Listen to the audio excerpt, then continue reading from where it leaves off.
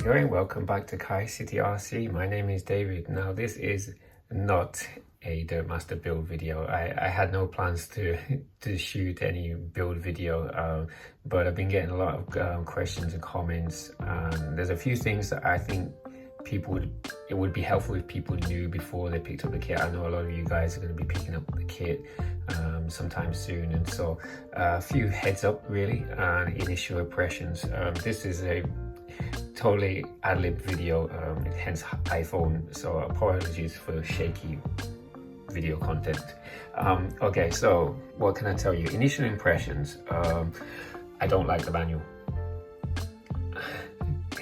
Sounds harsh, I know, but I'm not a fan of this manual. I'm not a fan of how Kyosho have implemented it, and I don't know if this is how Kyosho do things now, but after building 10 of their Legendary Series buggies, I've got to say that I feel the way they've done it in this is much worse. It's a lot more tedious than it needs to be. Let me explain. None of the parts trees, and by the way, this buggy is almost entirely plastic. None of the parts trees are labeled. There is no markings, numbers, anything anywhere on these parts trees. And so when you cut parts off, your only reference is these diagrams at the beginning of the manual. Once again, apologies for the shaky video. Okay, so at the beginning of the manual, you get a arrangement of plastic parts on runners diagram, and it's basically all of the parts trees as diagrams. But as you can see, like for example, this is UM575. It has all the parts, but each individual part is not numbered. Now that's not too much of a problem when you've got very distinctive shapes and it's easy to find the part you want. But when you get to things like this, UM502B, where you've got a 1/2 mil spacer and a 1 mil spacer, and again, they are not marked, so you have to reference this diagram and work out which side you need to cut off. And it gets even worse when you start to get to things like, for example, these spacers here. On this side is the 3x7x2, but on this is 3x7x1. And then once you get to here, these are all, by the way, these are all spacers. One criticism I have, I guess, of this kit is, I understand it's a mid-tier kit, and as a result, mostly it's going to be plastic, but you would expect them to give you some metal parts, particularly when it comes to things like spacers and shims.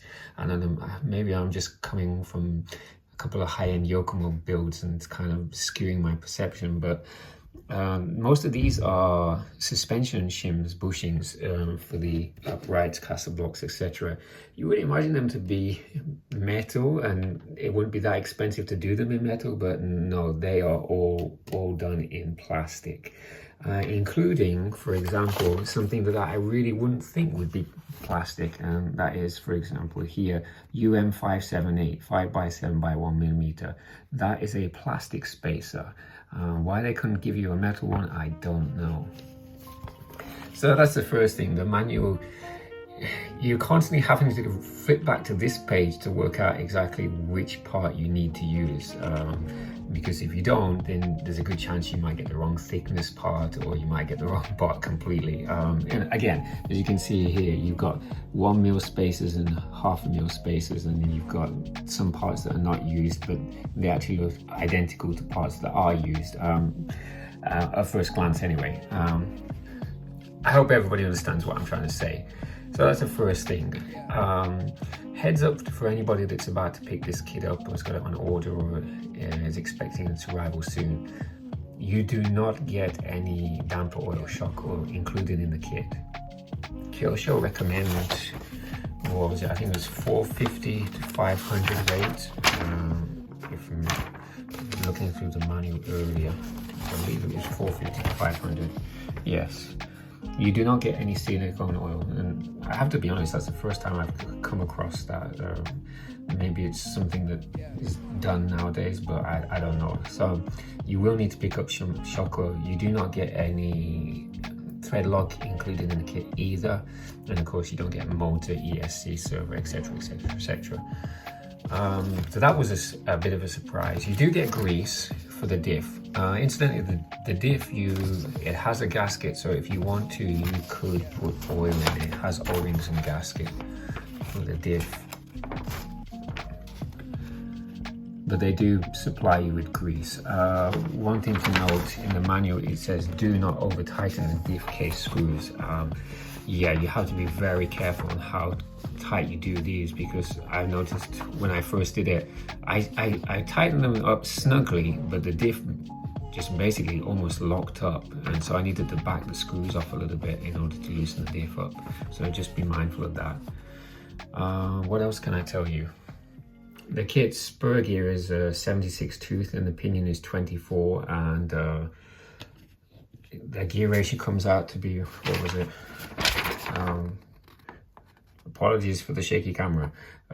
76, 24. The stock gearing is around what, 8.23 to 1. You can fit a variety of different pinion gears, although it does say anything from over 34 to 37 you can't use it because it's going to interfere with the gear case. Slipper clutch is included in the kit. Overall, I'm pretty pleased with how well it's going together. Plastic quality, like I said earlier, it's almost entirely plastic, but the quality of the plastic is, for the most part, really, really high. It's hard to explain. I guess it's graphite reinforced.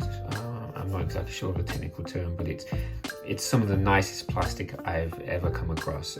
Certainly on a par with the GeForce Genova and high-end kits from the likes of Yokomo. But there are a few odd pieces of minor pieces that aren't made to the same high quality plastics. They're more Tamiya-like, but for the most part, yeah, it's all very, very high quality plastic. You don't get any bearings in the steering, so the kit comes with full bearings for the drivetrain and gearbox, but it does not include any bearings for the steering system. Now, the steering is, if you're familiar with the Legendary series, it's very much similar to the Legendary series steering setup. As you can see here, this UM5A3, these are both plastic bushings, although Kyosho would call them plastic metal in English and Japanese, so it's not a mistranslation. It actually says in Japanese plastic metal. Trust me, they are not metal. Certainly, I'm pretty sure they're not metal. They're plastic because they come off the parts tree.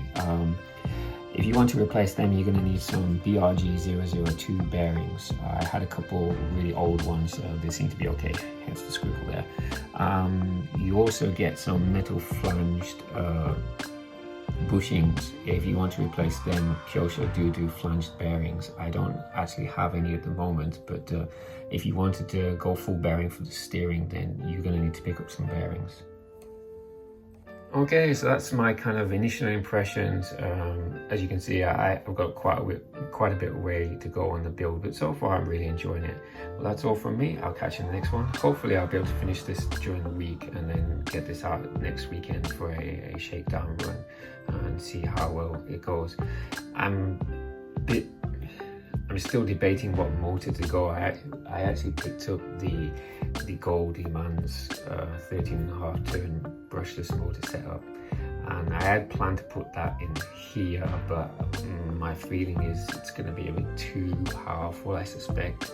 And I also want to run this with my Genova, and Genova's running 17.5 turn GeForce Hobby Neofast brushless combo, and so this would have a huge advantage with a much faster motor. So I'm thinking to put something similar in terms of power and performance.